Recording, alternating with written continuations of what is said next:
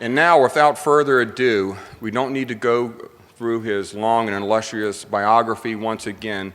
You all know who he is. He's the man who has changed so many minds in America throughout his long career, and particularly over the last couple of years, and really brought forth the ideals of libertarianism to a new level of respectability and into the mainstream political discourse. Ron Paul has been a longtime friend of the New Orleans Conference and the ideals we all believe in. Ladies and gentlemen, Dr. Ron Paul. Thank you, Brian. Thank you, folks. Thank you. Thank you very much. Thanks. You know, it's great to be among friends because I know you're friends, because if I'd come to a crowd or give a speech in Washington, I never got any applause. But you know, I talk to a lot of young people, so I'm glad to see all you young people here tonight, and we can share our views. But one thing when I talk to the college students, I tell them that it's a serious problem, and they realizing this, and they listen carefully, and I'm very pleased.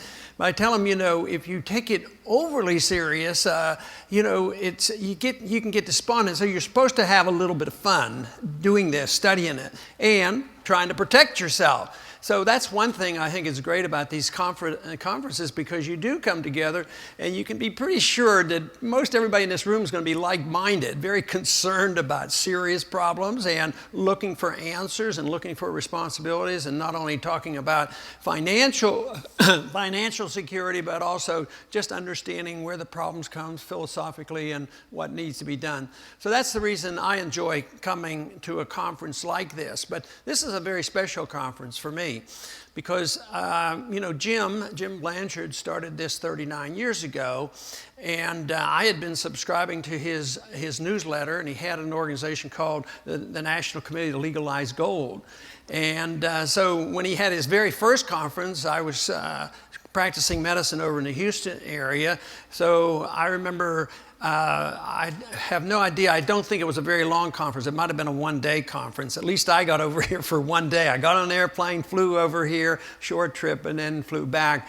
But I've given Jim the credit, and he deserved the credit, because I think he was very instrumental in doing something very significant for our liberties and for our monetary system. It's changing this un-American attitude about us not being allowed to own gold from 1933 up until 1975. So he really achieved a great feat.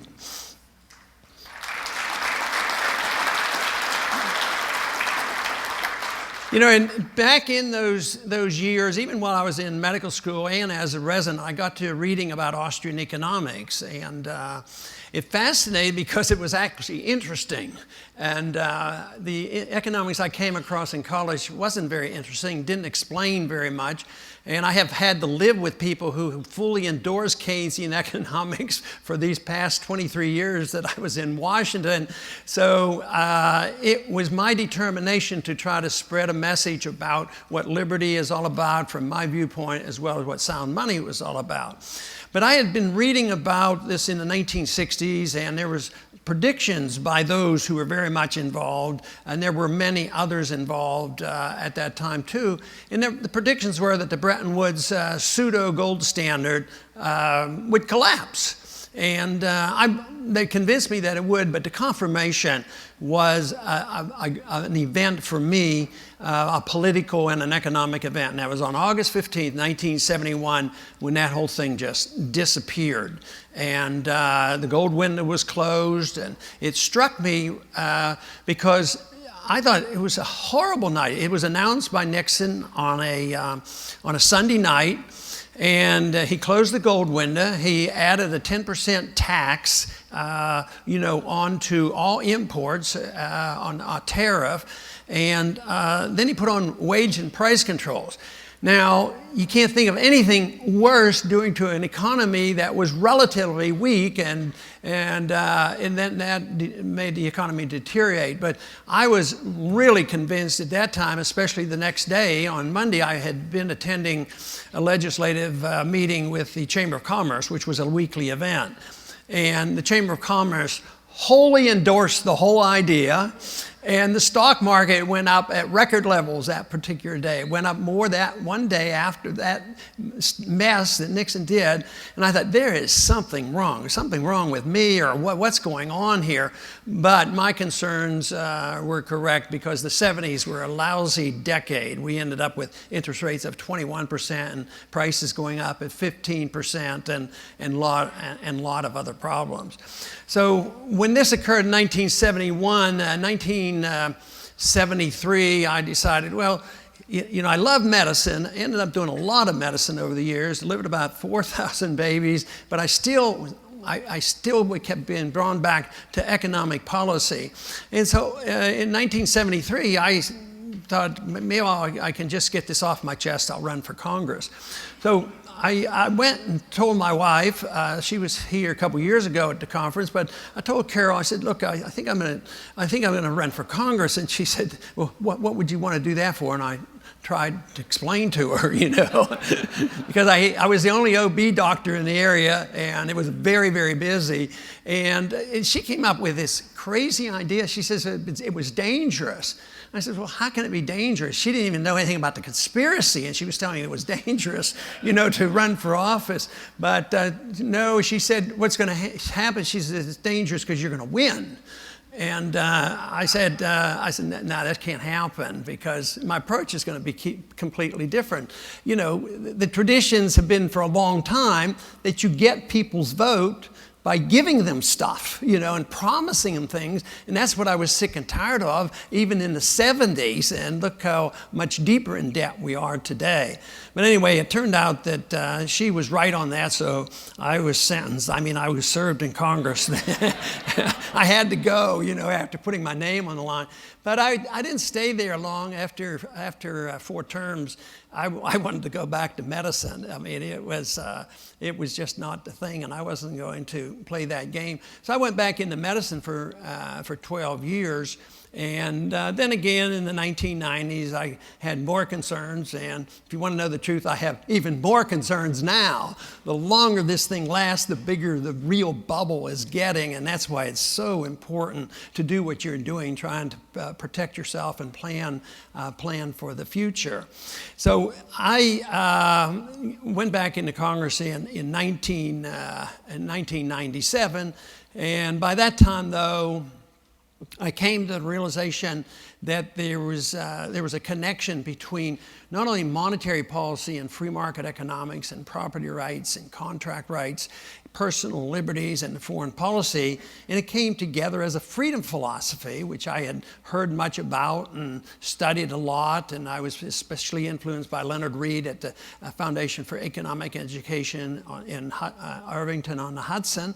And it's a very real philosophy, and it's really mostly what we think of as American philosophy, you know, of individual liberty and freedom and the things that made us prosperous.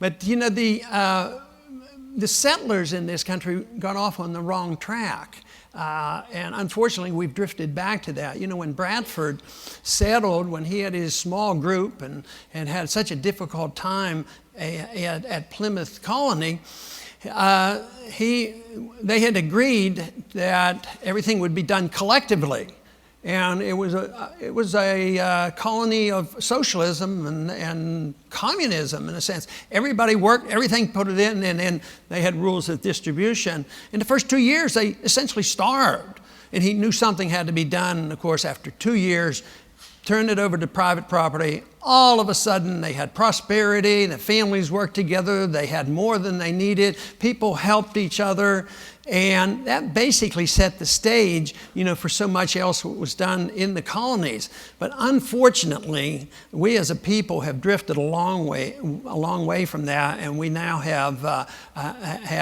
canceled out so much. But the founders certainly were influenced in that way of having a free society and trying to write a constitution that would restrain the government. That's one thing about the Constitution. I talk a lot about it, but there's one thing you have to remember.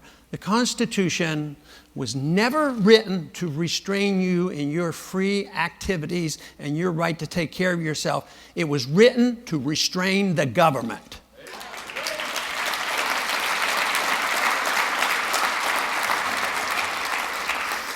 And I think that's what we have forgotten, because restraining the government means that we should know what the government's doing. They're not supposed to be doing things secretly. And they were obligated to honor and protect our privacy, like the Fourth Amendment.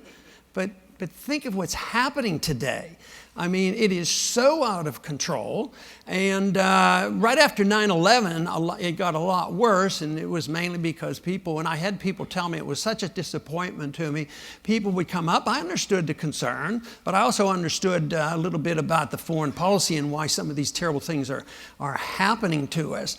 But there were too many people who would come up and say, I'm frightened, I'm scared. We have to give up some of our freedoms to be safe.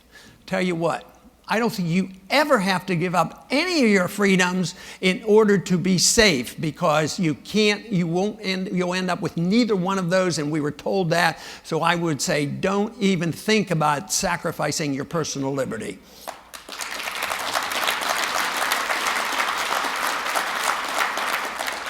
After the crisis of 08 and 09, there was, and still now, there's a lot of talk. How do we get back to a sensible policy, and how do we rein in our budget, and how do we do all these things? And people will come up and they'll say, well, everybody has to sacrifice. I don't even believe in that either. So if I come to you and you've been thinking about this, there are problems out there, you want to act responsibly, you want to take care of yourselves, you want to help your kids and all these other things. But if I come to you and say, well, I want to change the rules, and they're not invented by me, it's like, let's follow the Constitution, that wouldn't be a bad idea. But you don't have to sacrifice anything. If I tell you don't have to pay income tax anymore, is that a sacrifice? If I tell you the government's not going to regulate you from Washington, D.C. and regulate you to death, and we're going to leave you alone and act responsibly, allow you to keep what you earn, how is that a sacrifice? The people who are complaining and saying you have to sacrifice are the people who are living off you, wanting your money to live off you.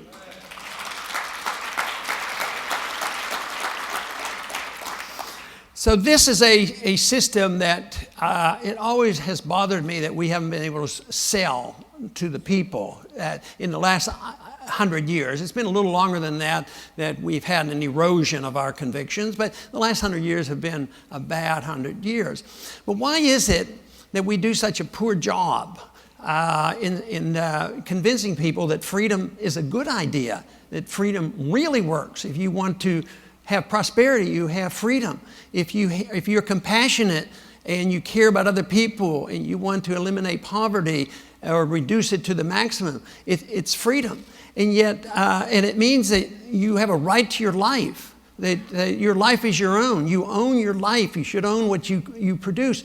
And under those circumstances, I am absolutely convinced that if your goal in life is to participate in promoting peace and prosperity, it's this message. And yet, we haven't done a very good job. But I tell you what, there's a revolution going on, if you haven't noticed, and it's a good revolution. And the revolution is that the time has come for a change. The idea is, and nobody's going to stop it, because the conditions have come about where this message is going to be heard. There's an absolute necessity for it, and the eyes and ears are open for the American people. And let me tell you, there's a lot of people on these college campuses that know they're inheriting a mess mess, and some of us are responsible for that because they didn't create the debt, and they understand that Obamacare is a mess. So I would say that this revolution is very, very serious, and let me remind you of one other thing. And then it's not a Republican revolution. A true revolution isn't narrow as a faction in a party and taking over a party. It has to be bipartisan. It has to be universal. It has to be understood by everybody that it's in their best interest. In the early 1970s, when Nixon, closed the gold run and all, he said that he says we're all Keynesians now, and he was right. It was a terrible statement, and it seemed like everybody liked that because the immediate reaction was, boy, I'm glad Nixon's doing something about it. But that has to be reversed, and that is what's happening. Austrian free market economics is getting a very serious hearing because the one thing that we can be convinced of is this system is fragile. There's too much debt, too much malinvestment, too much regulation, too much spending, just way too much limitation of our freedoms and elimination of our incentives, too many people going overseas and taking their jobs overseas. So this is, the conditions are such where we know that Keynesianism can't work. I was in the service,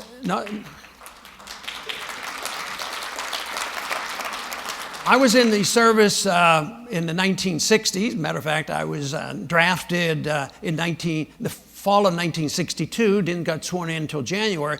But the reason I was called up was for the Cuban crisis. But then, of course, the Vietnam War was going on. But during that time, of course, the period of time I was in for 5 years was really a pretty hot Cold War going on. I mean, missiles in Cuba and this sort of thing. It was much, much more serious. And there were serious concerns about will there be a nuclear exchange, which would be, a big, big event. And yet, with all that threat and all those conditions, the Soviets having more than 30,000 and us a lot more, and each of us having missiles, and the odds of something breaking out were fairly great.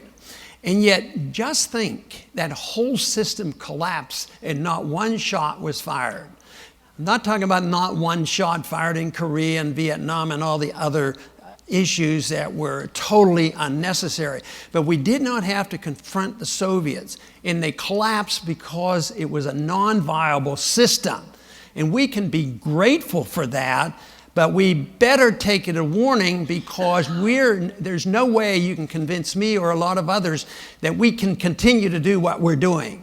That we can continue to run up these $1 trillion a year debts and just print $85 billion a month and just add on more and more regulations. No, Keynesianism is going to be repealed.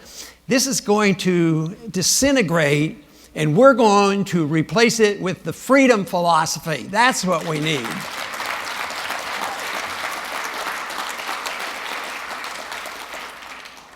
But the statistics right now on the surface don't look that good. When you look at the unemployment rates, and we mentioned this a little bit today about the benefits who are the whistleblowers and try to tell us the truth. But we don't hear the truth very often. But I don't think it's unique. I think that's the characteristic of governments. And when they become an empire, it's really a characteristic. And I believe that we can characterize what we have today as an empire. We're in 140 countries, 900,000 bases around the world, and we're into everything.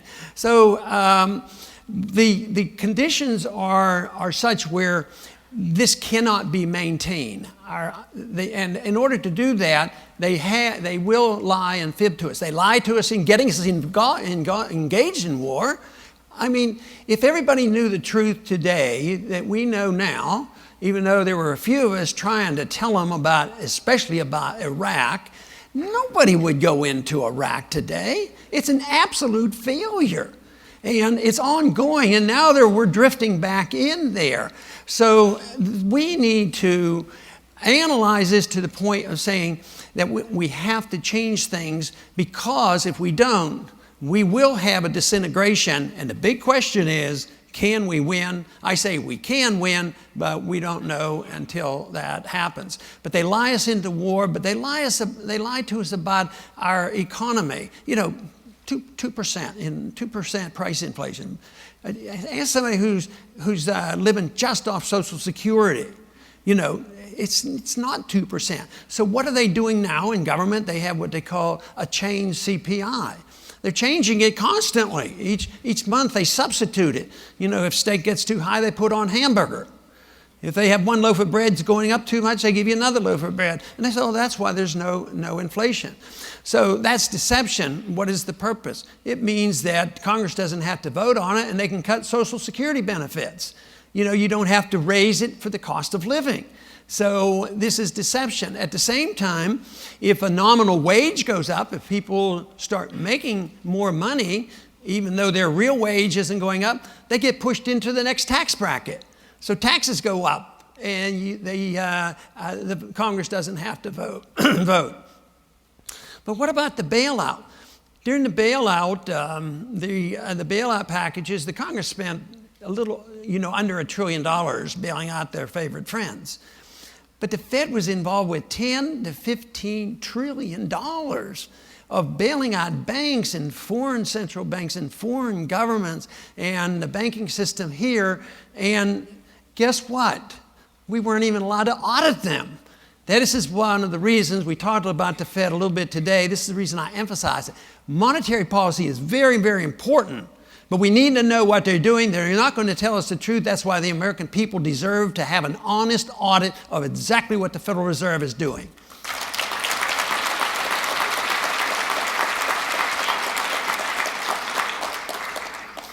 We have an organization called Campaign for Liberty, and it came out of the election of 2008. And that was one of the big projects of Campaign for Liberty. And we were able to get a lot of support because my idea of trying to change the country and change its attitudes hasn't been in a conventional political way. I didn't want to stay there and build up seniority and play the games you have to play to be a senior member of a committee and raise $15 million or $20 million to become a chairman. My approach was to change people's minds and attitudes, and those attitudes then will reflect on what their member of Congress does, and that does work. So we did a lot of work, and they sent a lot of messages out to the congressman. So I got the vote to come to the House floor twice, and both times we won it overwhelmingly, with the Republican and Democrats joining together, and the American people strongly support it. Auditing the Federal Reserve. It hasn't gone to the Senate, and it's not likely to get passed in the Senate anytime soon. It's not likely that either a Republican or Democrat president will ever sign it. But it's an important issue because this system is going to change. There's going to be monetary reform, and the American people have to know what the Federal Reserve has contributed. And I think it's very valuable for us to do this, to make sure that the people know so that we can do something in a positive way. But the Federal Reserve has been involved, of course, for 100 years. It's destroyed 98% the value of the dollar, and they've been getting away with it. Right now, though, even without a true audit, we're getting more information. We have more information from the Fed than we ever had before, just because of the pressure and that the people support this. Now, you say, well, a lot of people have recently called me because, especially since Summers was still in the race for the chairmanship, the media would call me because they knew I had a little interest in the Federal Reserve, and they would say, well, who are you going to pick for the Federal Reserve Board chairman? I said, NOTA. And they said, what are you talking about? I said, none of the above. Because it doesn't matter. Except if you want to tinker around the edges, it does matter a little bit that Yellen is a bigger inflationist than Bernanke or Greenspan. I mean, she really believes in this, so there's going to be no tapering, and you can rest assured that the deficit's not going to go away. And I mentioned earlier today, one of the worst things that happened when the Republicans felt they had to come together to make sure the government wasn't closed down, which meant a few people were laid off and they got unemployment benefits and they got all their back pay, and nobody missed them. You know, so it's just doesn't make a whole lot of sense, but. We do need to understand exactly what the Federal Reserve does and why it is and how they encourage all of these problems. But I work on the assumption that we do have an empire, and that we have an authoritarian government. We don't have a limited government that's there to protect liberties. My belief is that government should be limited. The Constitution does that. It should be limited to protecting your liberties and not to give you liberty, because we don't get our liberties from government. We get our liberties from our Creator. We get them in a natural way, and the government should be very limited to the protection of those liberties. If that isn't understood, you really can't defend liberty. It has to be something that is concrete, understandable, and that we can defend. And I think this is not that difficult now to convince the people, of this.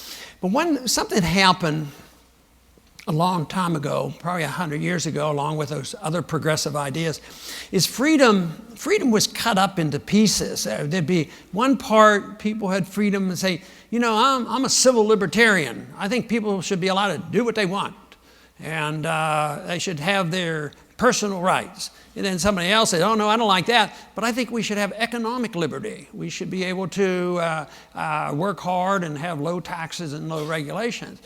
But liberty should be a unit, and it should bring everybody together. People of diversity, people who have different reasons to spend their reasons and different reasons on how they want to run their personal life. People have different religions, and we defend the right of freedom of choice in religion, and we don't dictate to them. But if everybody, even the people who have no beliefs, should believe in that, because that right of what your personal beliefs are should be protected. And I believe that should be the case in all social activity that is nonviolent. If the people aren't hurting anybody else, and they're taking a risk with themselves, fine and dandy, but they should suffer the consequences. If we're going to have the benefits of working hard and keeping what we earn, if you have your life and your liberty back again, and you have that economic opportunity, if you do things that are socially unacceptable and you do harm to yourself, you can't go to Obamacare and demand that somebody else take care of you for the illness that you brought upon yourself.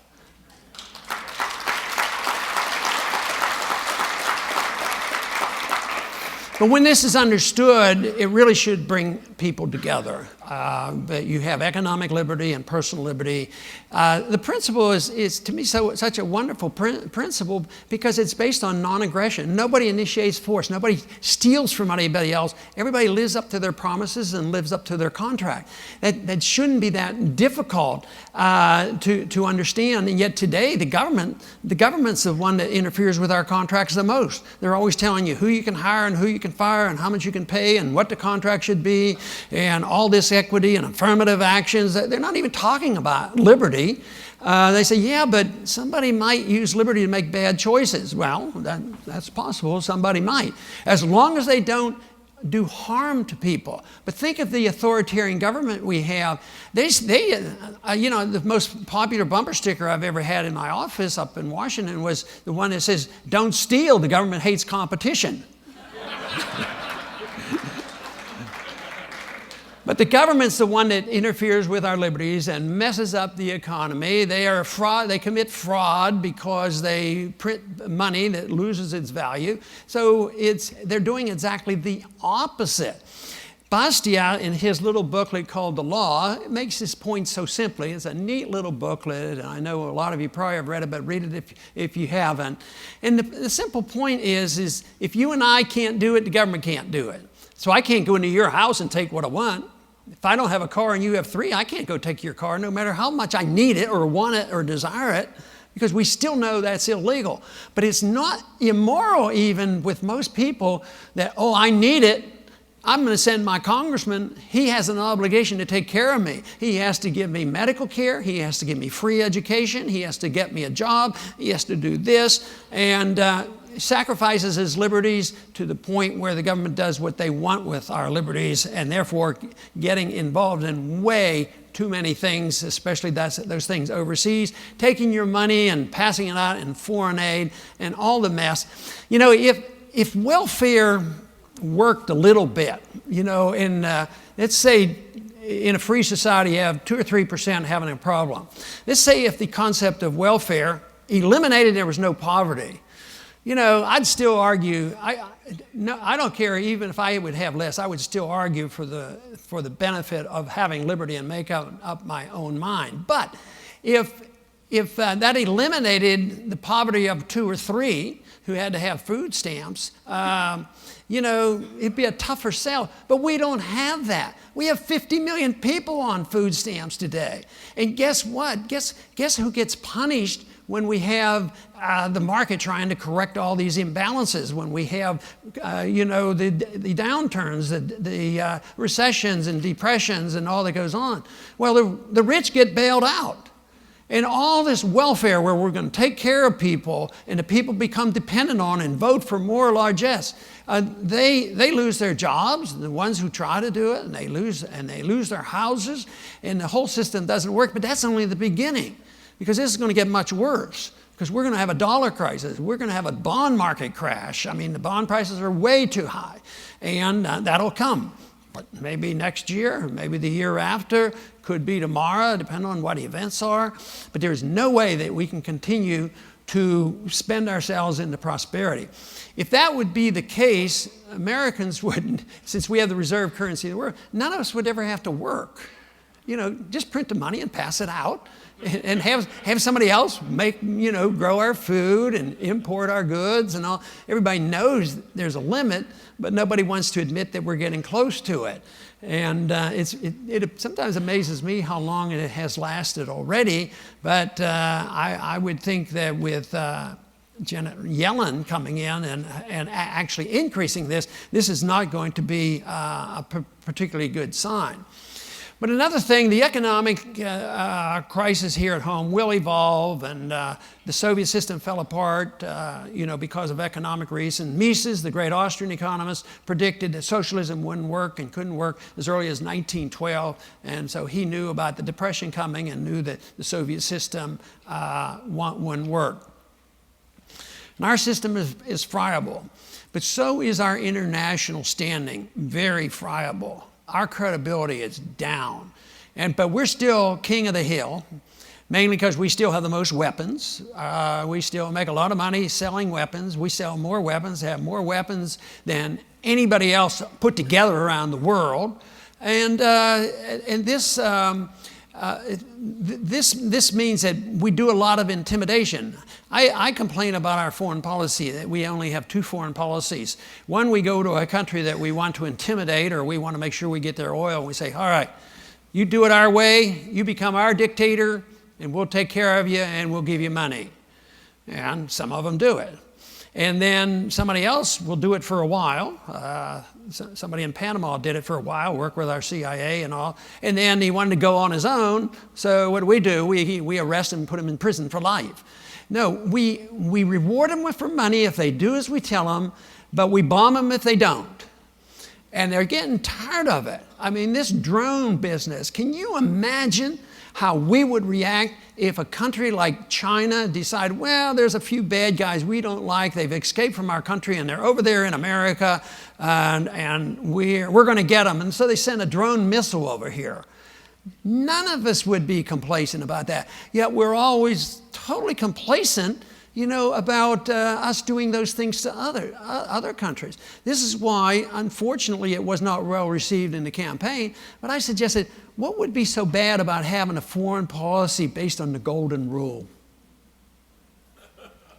What would that be like if we never did anything to our neighbor that we wouldn't have them do to us, what if we never did anything to a foreign country that we wouldn't want them to do to us?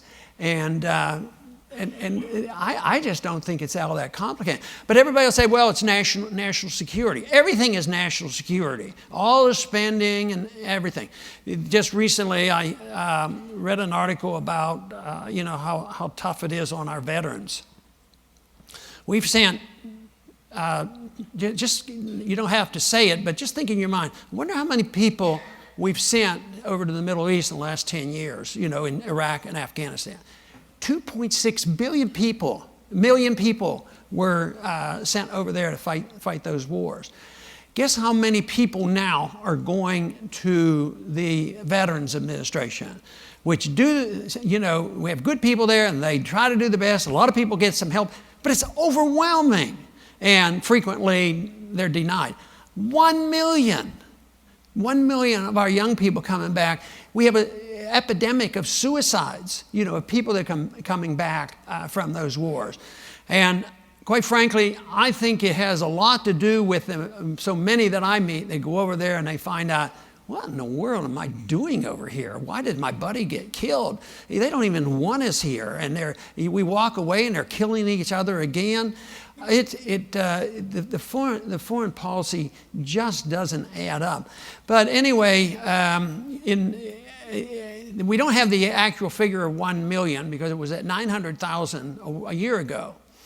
And they were going up about, at the rate 100,000, 10,000 a month. So by now it would be like 1 trillion. But they quit giving us statistics. In March, they say, we're not going to tell you how many people are wounded and coming back and begging for help. So it's become a secret. And when somebody asks them, why will the VA not tell us how much of a burden this is for you? And members of Congress, have to try to provide for them. And they say, it's national security. I mean, this is what they do. It's always national security. Just think of how much undermining of your liberties have occurred since 9/11. And within days, they passed the Patriot Act. Do you think they wrote the Patriot Act after 9/11? No, it was sitting around there for a long time. They were waiting for an opportunity. And even when they finally put it together, there was about an hour or two for people to read it on the House floor. And it's a terrible bill. And this is why NSA has so much authority in secret prisons. There are secret prisons that exist. So this is what has happened, after 9/11.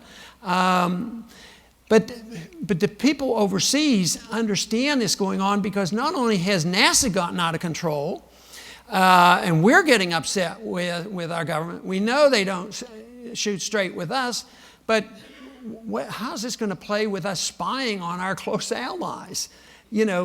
That's why when the crisis comes and we're not the military powerhouse or the dollar's no longer, the reserve currency of the world and nobody's going to loan us any money, and that can topple quickly. I'll tell you what, I think there's going to be piling on.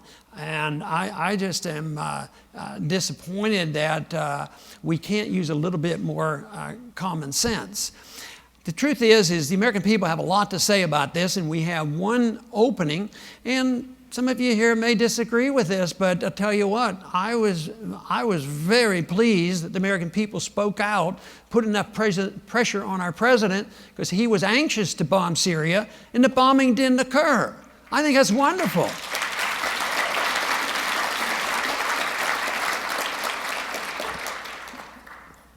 The bombing didn't occur not because he changed policy. And what is wrong with having a conversation with somebody in Iran? They don't have a weapon. We've had 16 intelligence agencies for years now never once say, we have proof they're working on a bomb. There's no way that their likelihood of having a bomb. Even we spend more time and energy and agitation and punishing the people of Iran on a bomb that does not exist, and yet we stood up and stood down the Soviets who had 30,000 of them. I think it is time that we talk to people first before we decide we have to have a war with them.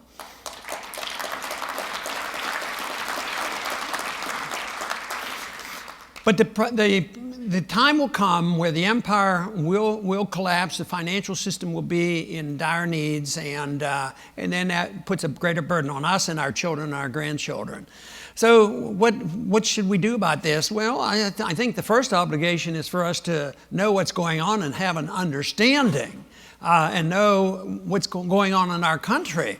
I think it's important that you take care of yourselves financially, and that's why you're here, I'm sure. Because you can't depend on the Social Security checks, because they're going to, they're already fudging them. They're going to run up the inflation. They won't send the money, and the money won't buy anything, and that'll get out of control.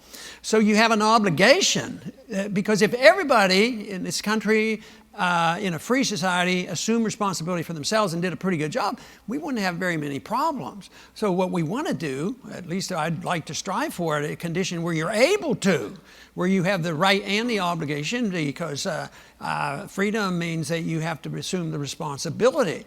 So, but even that isn't enough. What happens if you have some gold coins and they come back like Roosevelt and say, well, we're going to march in, we're going to take them.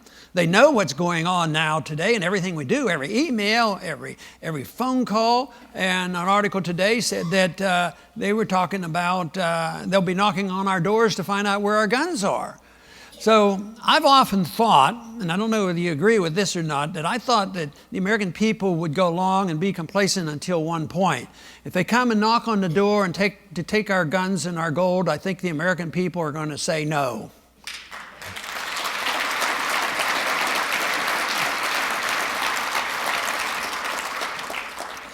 Ultimately, I think in a free society, what I would like to see, my goal at least is the opportunity to seek virtue and excellence. That should be a personal goal.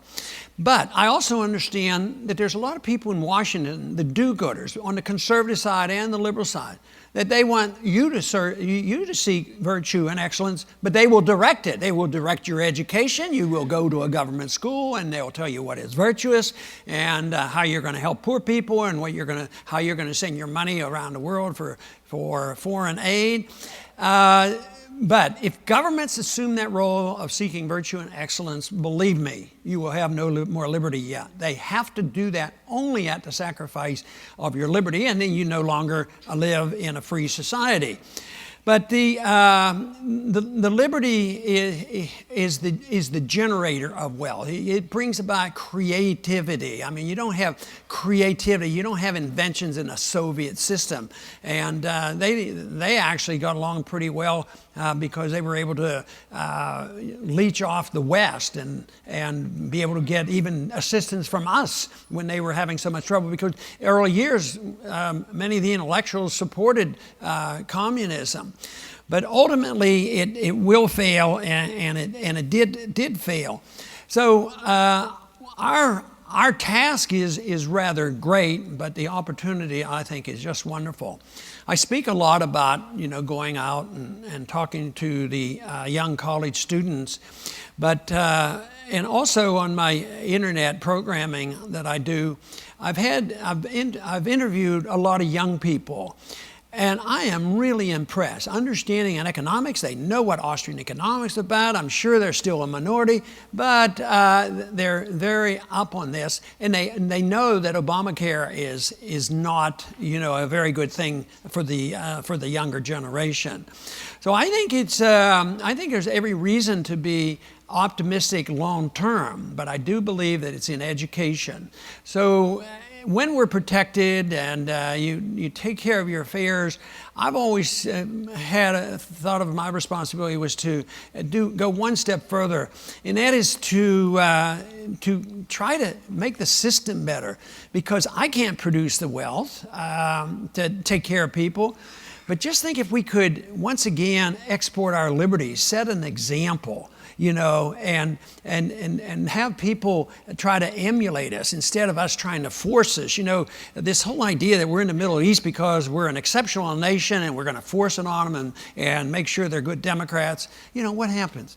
We force them to have elections like we just did recently after 40 years of giving them billions of dollars, and then we support a takeover. Then we say, you're going to have elections. They have an election. We don't like him, so we throw him out and support the dictatorship again.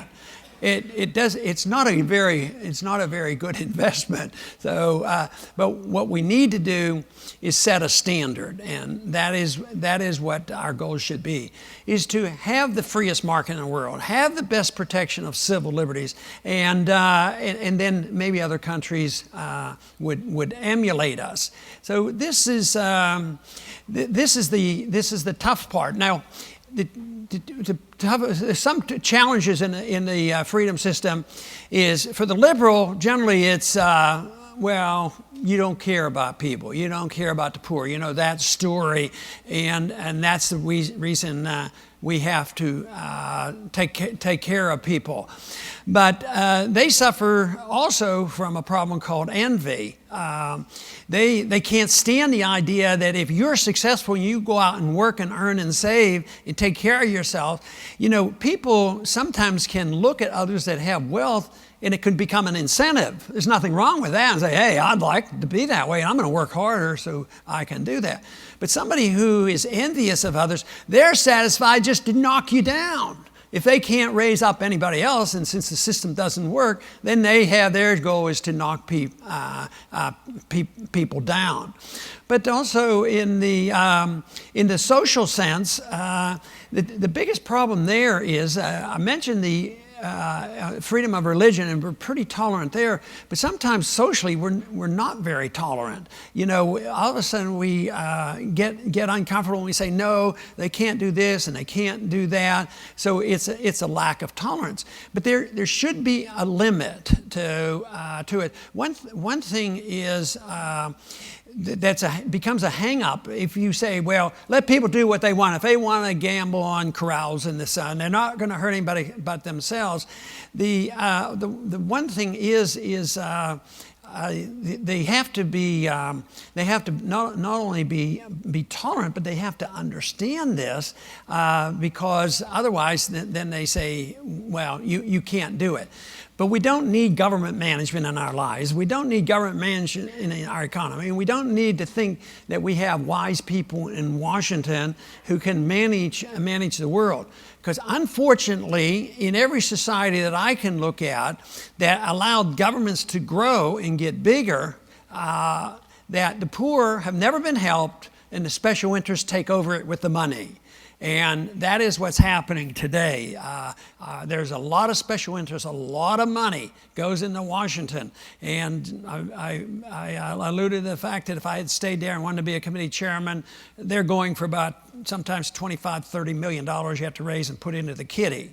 And it's money that talks, and it's a special interest, and you can't offend them. And then when they need a vote, you're going to have to go that way. And this is why the system is bipartisan. This is the reason that both leadership on both sides of the House, there was a vote to curtail NSA. And the leadership in the House, Republican and Democrats, didn't want to, rein in the NSA. But the people did, and they came close to winning that vote. But on the Syrian vote, the leadership was all for the president, Republicans and Democrats, but the people spoke out. So this is an important message, and I think the ultimate responsibility for each and every one of us is to understand the issues and be able to defend it so that you can influence other people. Because push is going to come to shove, and you're going to be very much involved, because especially if you've taken care of yourselves, people are going to wonder how you did it, and they will ask for advice. And but I think that's the most crucial thing we have is to protect our personal liberties. And this is obviously what America was all about, and this is obviously the thing that we should be striving for. And when I see these young people and talk to them, I've interviewed a lot of young people who have been 4 or 5 years over in the Middle East, and they come back with a changed mind. There was one young man the other day I interviewed that he was in high school on 9/11 and felt very patriotic and duty bound, and he went and got into Air Force Academy, learned how to fly F-15s, and finally got sent over there in '08 and spent a couple years, but it changed his whole mind. He was convinced he was not defending freedom. He wasn't defending the Constitution. He realized that these wars are being fought without your permission. You know, the Congress doesn't even bother voting on these things. Even before the chairman told me that that part of the Constitution we don't pay any attention anymore, many years ago, when I first went to Washington in the 70s, I had a member of Congress, he said, we will never vote on war again. They're just going to go to war on their own. Not only is it the president that makes these decisions, which is bad enough, but he does it, and we've had presidents, Republicans and Democrats, and Obama was alluding to this. If he could have gotten permission from the UN, that would have been his whole explanation. But even back as far as the Korean War, it was a UN resolution. I still like national sovereignty, and it's our kids, our money, and I don't think that the UN, NATO, or anybody else should be deciding our fate, you know, and where we go. And it should be by our people.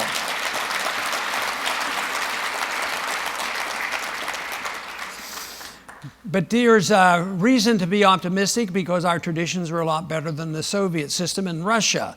They're struggling, they're better off than they will, but there's a lot of corruption there.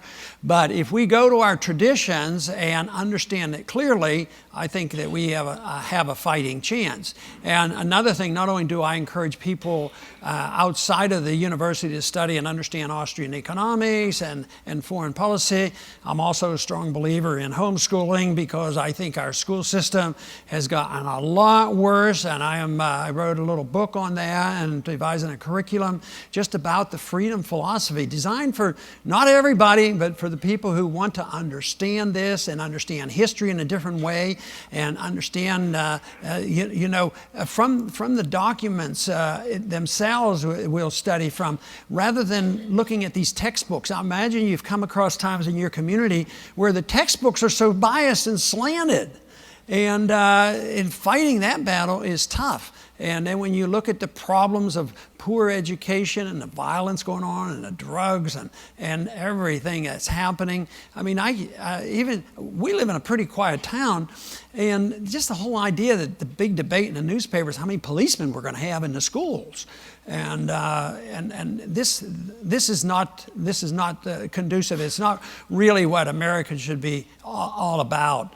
But I think there's great hope for America, especially because there's a realization by so many more people, and an idea as has been said so many times, an idea whose time has come. Victor Hugo said, an idea whose time has come cannot be stopped. You can stop an army with another army. If the troops come over, you can stop them, he says, but if an idea is going to be spread, you can't stop it.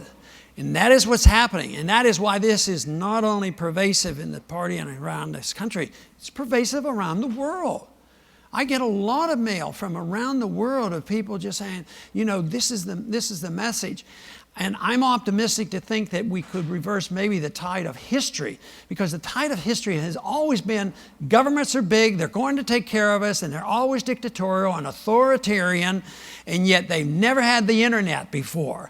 And now we have a better understanding about what liberty is all about, and we have the internet, and this message can be spread.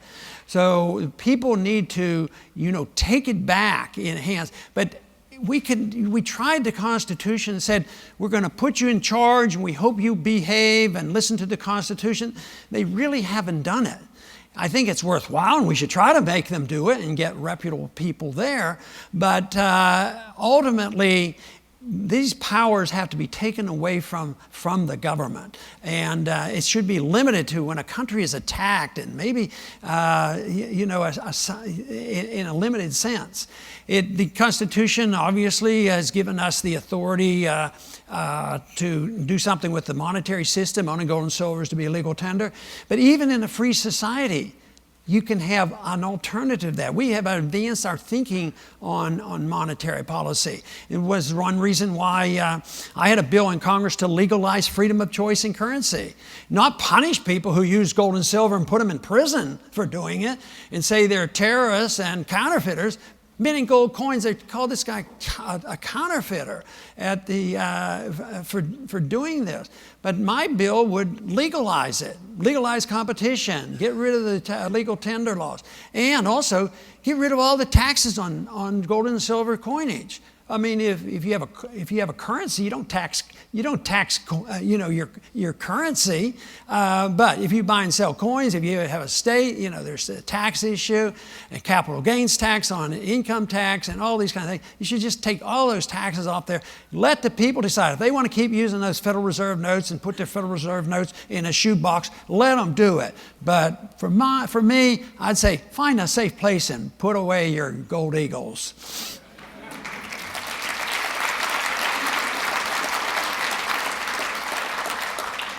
Now, a lot of people are concerned about, the price of gold and the price of silver and what's going on, but it's short-lived from my viewpoint.